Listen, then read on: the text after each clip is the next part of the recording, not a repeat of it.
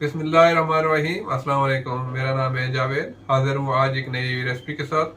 आज की जो रेसिपी है वो है हवानी पुलाव, मटन हवानी पुलाव। तो चलें मैं आपको बताता हूँ मुझे मटन हवानी पुलाव के लिए किन चीज़ों की ज़रूरत है और ये कैसे बनता है। हवानी पुलाव के लिए मुझे जिन चीज़ों की ज़रूरत है, मेरे पास है 1 किलो मटन। मटन को मैंने थोड़े से बड़े बड़े पीस में कटवाया है। इसके अलावा 2 अदद दरमियाने साइज के प्याज, प्याज को मैंने चॉप कर लिया है। 2 टेबलस्पून अदरक लहसुन का पेस्ट, हाफ कप घी और 1 कप मुझे चाहिए गाजर। गाजर को मैंने लंबा लंबा काट लिया है। और कुछ रेज़न चाहिए, आप चाहे तो ब्लैक रेज़न भी यूज़ कर सकते हैं। और इसके अलावा चाहिए 1.5 टेबल स्पून नमक। और हमारी पुलाव के लिए जो मिसाले चाहिए वो बहुत ही मुख्तसर से होते हैं। तो उसके लिए मुझे चाहिए 1 टेबल स्पून धनिया पाउडर, 1 टेबल स्पून मुझे चाहिए इसके लिए ज़ीरा पाउडर, 1 टीस्पून मुझे चाहिए इसके लिए इलायची पाउडर और 1 टीस्पून ही चाहिए मुझे गरम मसाला पाउडर। बस इतने से मिसाले हैं, क्योंकि हमारी पुलाव में कोई साबित मिसाला नहीं जाता। बहुत ही सिंपल तरीके से बनते हैं और बहुत ही मज़े का ये हमारी पुलाव होता है। तो अभी शुरू करते हैं बनाना हमारी पुलाव। एक पतीले के अंदर मैंने घी को गर्म कर लिया है, तो इसमें शामिल करूंगा प्याज। प्याज को मैंने चॉप कर लिया है।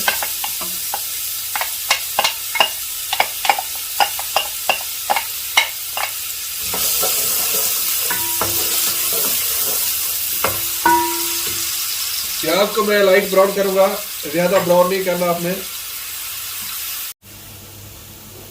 प्याज को मैंने लाइट ब्राउन कर लिया है, तो अभी मैं इसमें शामिल करूंगा मटन।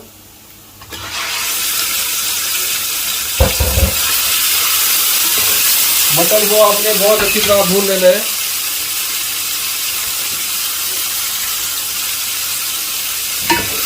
हमारी पुलाव का अगर आप चाहते हैं अच्छा टेस्ट है तो हमने मटन को खूब भूनना है, अच्छा ब्राउन करना है।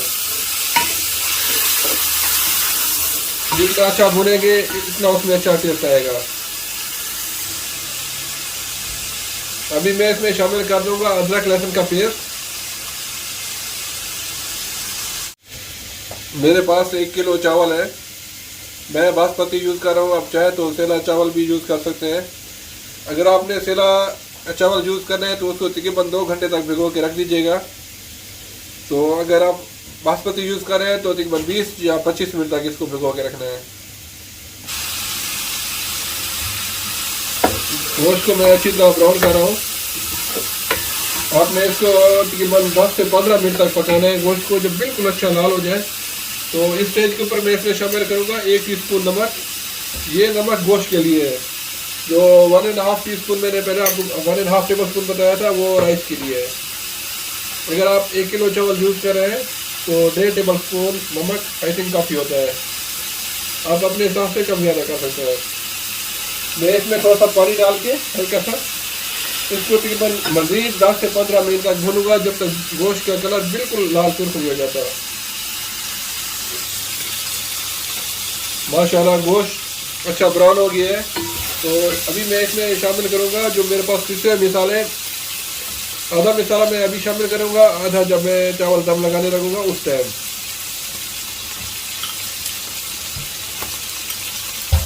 धनिया पाउडर, थोड़ा सा गरम मसाला, जीरा पाउडर और थोड़ा सा इलायची पाउडर। अब इसमें थोड़ा सा पानी डाल के इसको मैं 4 से 5 मिनट तक मज़ीद भून लूँगा। और उसके बाद इसमें मैं शामिल करूँगा 2 लीटर पानी और इसको मैं पकाऊंगा तकरीबन 1 घंटे तक, जब तक गोश्त बिल्कुल अच्छी तरह नरम ना हो जाए। सारे पक चुके हैं, गोश्त अच्छा ब्राउन हो गया है। तो अभी मैं इसमें शामिल करूँगा तकरीबन 2 लीटर पानी। मैंने पानी को गर्म कर लिया है।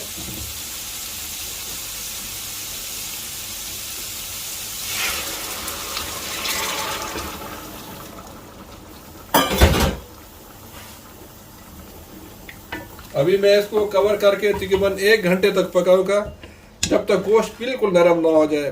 हवानी पुलाव में हमेशा आपने देखा होगा गोश्त बहुत नरम होता है। तो मैंने मटन यूज़ किया, आप चाहे तो दुम्बे का गोश्त भी यूज़ कर सकते हैं और बीफ भी यूज़ कर सकते हैं या चिकन से भी बना सकते हैं।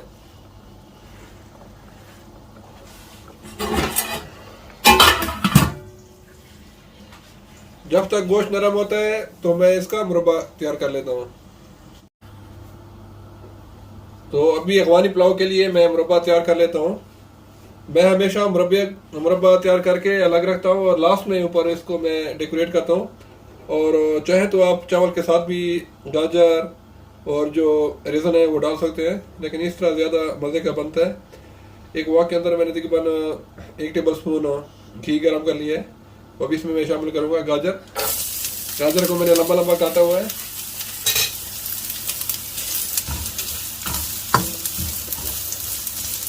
गाजर को मैं थोड़ा सा ब्राउन करूँगा। आप कोशिश करें जो रेड वाली गाजर है वो यूज़ करें।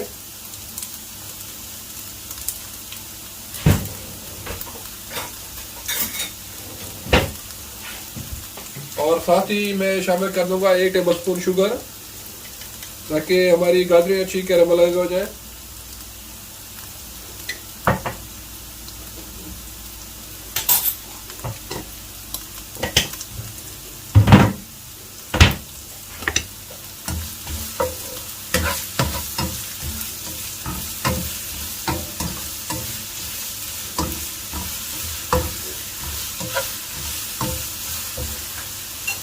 अपने गाजरों को 3 से 4 मिनट तक पकाना है।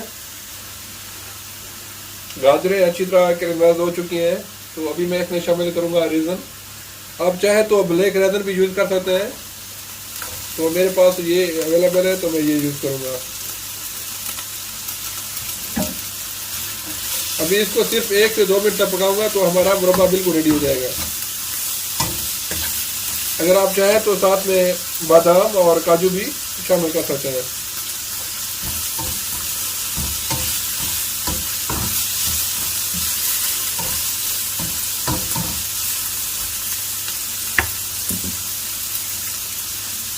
तो अल्हम्दुलिल्लाह मुरब्बा बिल्कुल रेडी हो गया है, तो अभी मैं इसको साइड पे कर देता हूँ।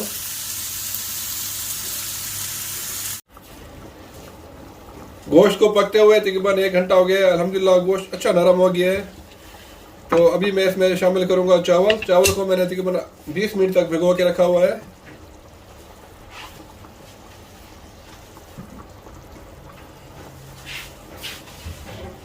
अभी मैं चावल को शामिल कर दूंगा।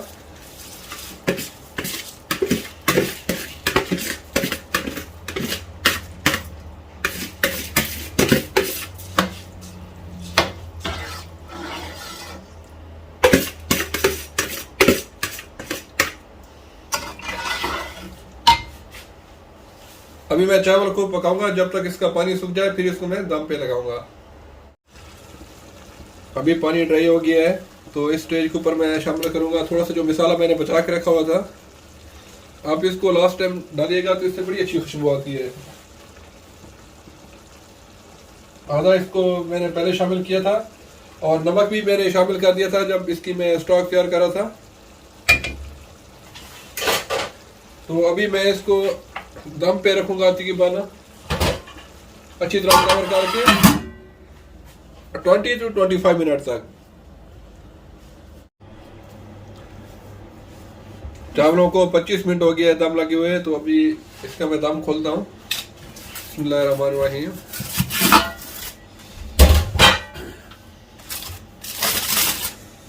माशाअल्लाह माशाअल्लाह, बहुत ही ज़बरदस्त खुशबू आ रही है। अल्हम्दुलिल्लाह मैं आपको दिखाता हूँ। अल्हम्दुलिल्लाह इसका देखें एक एक राइस इसका अल्हम्दुलिल्लाह अलग हुआ है। तो अभी मैं इसको एक प्लेट में निकाल के आपको दिखाता हूँ इसकी फाइनल लुक। तो अभी एक प्लेट बना के मैं आपको दिखाता हूँ। बिस्मिल्लाहिर्रहमानिर्रहीम।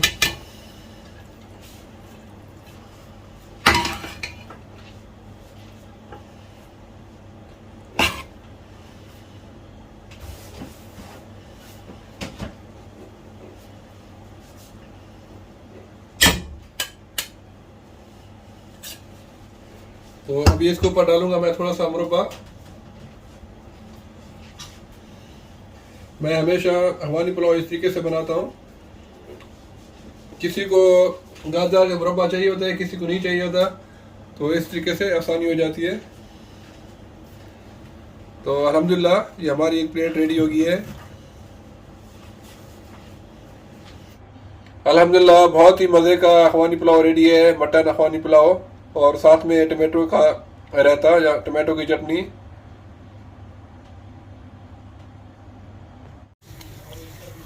माशाल्लाह बहुत ज़बरदस्त, ढेर ज़बरदस्त पुलाव जुड़ करे थे और हम मज़ेदार पुलाव दे जावेद भाई लास्ट की जदू दे कम शे भूख की अल्हम्दुलिल्लाह ढेर ज़बरदस्त टेस्टी रही। और उम्मीद है आप लोगों को अखवानी पुलाव की रेसिपी पसंद आई होगी। अगर पसंद आई है तो प्लीज़ मेरे चैनल को सब्सक्राइब कर लें, लाइक करें, शेयर करें। इंशाल्लाह जल्द मिलूंगा एक नई बेहतरीन रेसिपी के साथ। तब तक के लिए खुदा हाफिज़।